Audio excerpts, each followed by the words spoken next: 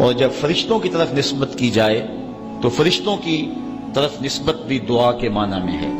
اور جب ہم اللہ کی بارگاہ میں یہ دعا مانگتے ہیں کہ اے اللہ اس پیارے محبوب علیہ السلام پر رحمت نازل فرما، تو یہ اللہ کی بارگاہ میں گزارش ہوتی ہے. اسی لیے علماء نے کہا کہ درود ایک ایسا وظیفہ ہے جو کسی صورت میں رد نہیں ہوتا. چونکہ ہم یہ کہتے ہیں اے اللہ اپنے پیارے نبی پر رحمت نازل فرما، وہ تو پہلے ہی فرما رہا ہے، تو ہم کہیں یا اللہ اپنے نبی پہ رحمت نازل فرما، تو کیا اللہ فرمائے گا کہ میں نہیں فرماتا؟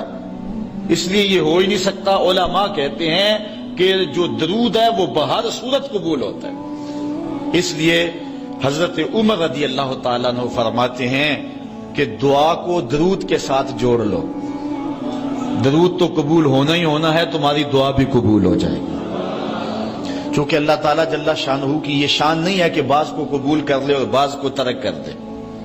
ہماری فقہ کا بھی مسئلہ ہے، اگر آپ نے کسی سے سودا لیا ہے، اس میں کوئی ردی چیز آ گئی اور کچھ صحیح آ گئی ہے، اب یہ نہیں آپ کر سکتے کہ جو صحیح ہے وہ رکھ لیں اور ردی واپس کر دیں. یا تو وہ صحیح کے ساتھ ردی بھی قبول کرنا پڑے گی، اور یا پھر جو ہے وہ صحیح بھی واپس کرنا پڑے گی. یہ نہیں ہوگا کہ مرضی کی رکھ لی اور مرضی کی واپس کر لی، یا سارا سودا قبول کرنا پڑے گا یا سارا سودا واپس کرنا پڑے گا. تو اللہ تعالیٰ جل شانہ کے حضور جب درود کے ساتھ دعا مانگی جائے تو پھر اللہ تعالیٰ جل شانہ اس دعا کو چھانٹ کے الگ نہیں کرتا کہ میں نے یہ نہیں قبول کرنی.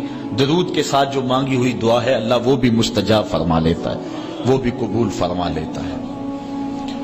درود پاک وہ بابرکت عمل ہے کہ جو اہل ایمان کو تعلیم دیا گیا. علماء نے لکھا کہ زندگی میں ایک مرتبہ درود شریف پڑھنا فرض ہے، اور جب حضور علیہ السلام کا نام لیا جائے اس وقت درود پڑھنا واجب ہے.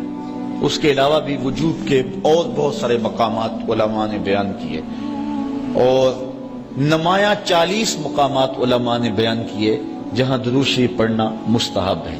لیکن بعض مقامات پہ درود شریف پڑھنا مکروہ بھی ہے، جس کا باتھ روم اور اس قبیل کے اور مقامات اور جگہیں اور جو ہے وہ احوال ایسے ہیں جہاں درود شریف نہیں پڑھا جائے گا. باقی درود شریف وہ بابرکت وظیفہ ہے، وہ مقبول بارگاہ عمل ہے کہ جس کو جتنی بار مرضی پڑھو، ایک تو طبیعت میں اکتاہٹ نہیں ہوتی، انسان تھکتا نہیں، اور دوسرا اس عمل کی برکتیں اتنی ہیں، اس کا ثواب اتنا ہے کہ حضور نبی رحمت صلی اللہ علیہ وسلم کا فرمان حضرت ابو ہریرہ رضی اللہ تعالی عنہ سے سماعت کر لیجئے کہ حضور علیہ السلام نے ارشاد فرمایا من صلی علیہ صلاۃ واحدۃ صلی اللہ علیہ عشرا، جو میرے اوپر ایک مرتبہ درود پڑھتا ہے اللہ تعالیٰ اس پہ 10 رحمتوں کا نزول فرماتا ہے. یہ اس بابرکت وظیفے کا نتیجہ ہے جو بندہ مومن کو نصیب کر دیا جاتا ہے. دوسری روایت حضرت انس بن مالک رضی اللہ تعالی عنہ سے مروی ہے ان النبی صلی اللہ علیہ وسلم قال من ذکرت عنده فلیصلی علی ومن صلی علی مرۃ صلی اللہ علیہ بها عشرا.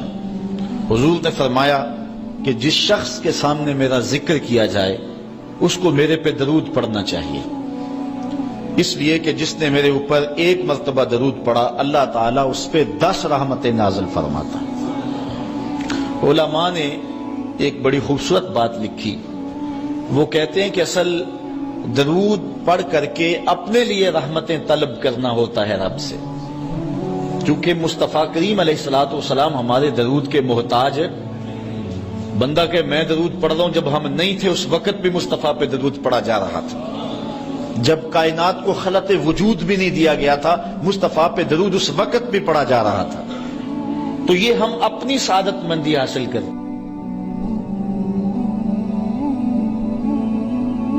دین کی بات پھیلانا صدقہ جاریہ ہے. ثواب کی نیت سے ویڈیو کو شیئر ضرور کیجیے. جزاک اللہ.